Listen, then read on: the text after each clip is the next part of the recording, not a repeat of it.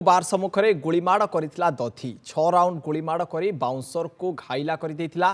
चंद्रशेखरपुर थाना अंतर्गत कस्मस बार रे गुलीमाड़ घटना रे गिरफ होईछि मास्टरमाइंड दधी बामन जेना ओरफ दधी और कृष्णचंद्र बारिक ओरफ कान्हा। गतकाली एही केस रे 11 जन को गिरफ करा जायथिला।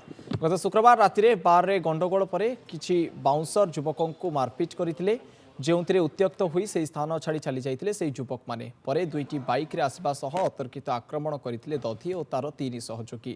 दधी नारे पूर्व भुवनेश्वर रे 2टी केस और कटक रे गोटे केस रही। सेपरी कान्हा नारे 4टी केस रही। घटना रे अन्य 2 जन अभियुक्त एवं भी फेरार रही।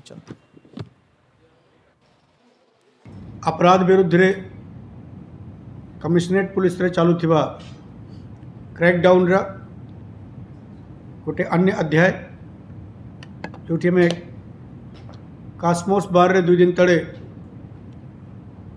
गोटे फायरिंग रे जने सिक्योरिटी गार्ड आहत होगा घटना रे काली में 11 जने अभियुक्त मान को गिरफ्त करके कोर्ट चालान करी। आज अन्य माने जो से फेरार थे आज एक दिन पर भी धराई। ये 2 जने एक्यूज्ड मान को धराई जो वेपन ऑफ ऑफेंस जो फायर आर्म्स व्यवहार है से फायर आर्म्स भी सीज है।